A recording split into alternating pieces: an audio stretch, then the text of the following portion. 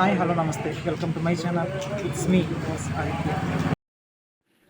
ఈరోజు మన ప్రయాణం గోదావరి అందించిన ఒక గ్రామదేవత ఆలయానికి వెళ్ళబోతున్నాం.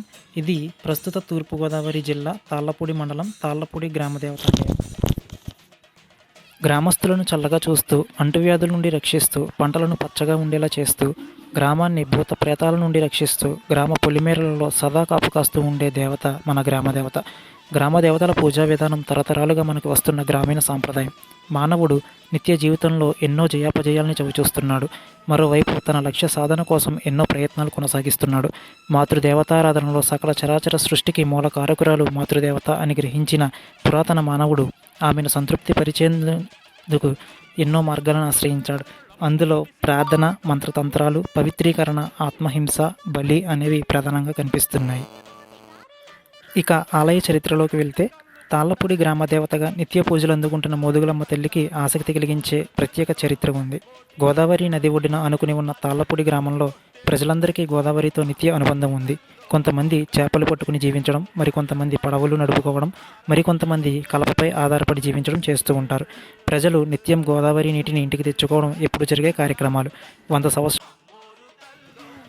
ఆగుర్తి రత్తయ్య అనే ఆయన మొదట ఆ విగ్రహాన్ని చూసి దేవతగా భావించి నమస్కరించారు.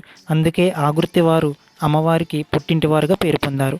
అప్పటి గ్రామ పెద్ద గోలి మల్లయ్య గోదావరి ప్రసాదించిన దేవతగా భావించి నదికి దగ్గరగా ప్రస్తుతం గ్రామదేవత గుడి ఉన్న ఒక ప్రదేశంలో విగ్రహాన్ని పెట్టించారు. మోదుగు చెట్టు క్రింద అమ్మవారి విగ్రహాన్ని పెట్టడం వల్ల క్రమక్రమంగా మోదుగులమ్మ తల్లి అనే పేరు ప్రసిద్ధి పొందిందని కూడా కొందరు పెద్దలు చెబుతూ ఉంటారు. ఉగాది రోజు గ్రామంలో ఒక ప్రత్యేక ఉత్సవం జరుగుతుంది. ఆనాటి పెద్దలు గ్రామంలో సమావేశమై ప్రతి ఉగాది రోజున ఉత్సవం చేయడానికి నిర్ణయించారు. మొదట విగ్రహాన్ని చూసిన ఆగుర్తి వంశీకులు అమ్మవారికి పుట్టింటివారిగా, ఆలయ నిర్వహణ బాధ్యతలు చేపట్టిన గోలి వంశీకులు అత్తింటివారిగా నిర్ణయింపబడి పెద్దలచే ఆమోదింపబడ్డారు. ఉగాది రోజున ఊరంతా అమ్మవారిని ఊరేగించడానికి అమ్మవారి ప్రతిరూపమైన సిరిబొమ్మ ఉత్సవాన్ని ఘనంగా నిర్వహించాలని తీర్మానించి నేటికీ అమలు చేస్తున్నారు. ప్రతి 5 ఏళ్లకు ఒకసారి జాతర ఉత్సవం చేయాలని కూడా ఆనాడే నిర్ణయించారు.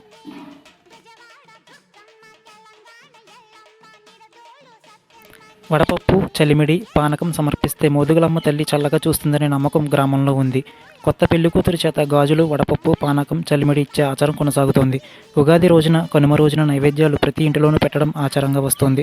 పూజలలో గ్రామ దేవతలను తలుచుకోవడం తప్పనిసరిగా ఉంటుంది. వారి వారి కోరికలు తీరిన ప్రతి సందర్భంలోనూ అమ్మవారికి నైవేద్యాలు పెడుతూ ఉంటారు. చల్లగటం ఊరంతా తిరిగే రోజుల్లో ప్రతి గృహం ముందర నీళ్లతో పాదాలు కడిగి పసుపు, బియ్యం సమర్పిస్తారు. మొక్కులు తీర్చుకునేవారు వారి ఇంటి వద్ద అమ్మవారికి పానుపు వేసే విధానం కొనసాగుతుంది. రోజు గ్రామదేవత ఊరిలో సంచారం చేస్తూ ఉంటుందని ప్రజలు విశ్వసిస్తూ ఉంటారు.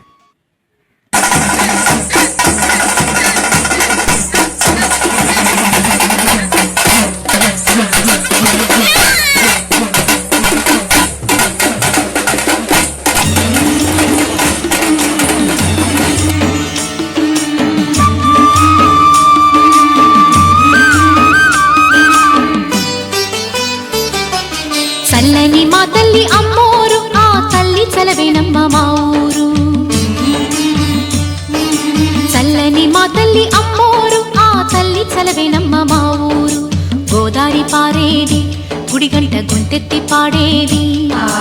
గోదారి పారేది, గుడిగంట గొంతెత్తి పాడేది. ధాన్యం పండేది, ధర్మం బతికేది. ముత్తైదు బొట్టల్లే ముద్దొచ్చే సూర్యుడు పొద్దున్నే పొడిచేది ఆ దేవి దయవల్లే. చల్లని మా తల్లి అమ్మోరు, ఆ తల్లి చలవేనమ్మ మా ఊరు. చల్లని మా తల్లి అమ్మోరు, ఆ తల్లి చలవేనమ్మ మా ఊరు.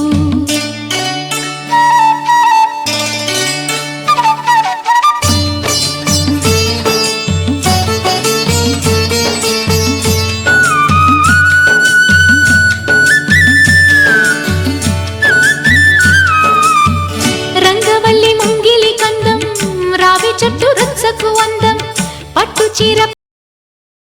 చల్లని మా తల్లి అమ్మోరు, ఆ తల్లి చలవేనమ్మ మా ఊరు. చల్లని మా తల్లి అమ్మోరు, ఆ తల్లి చలవేనమ్మ మా ఊరు. గోదారి పారేది, గుడిగంట గొంతెత్తి పాడేది. గోదారి పారేది, గుడిగంట గొంతెత్తి పాడేది.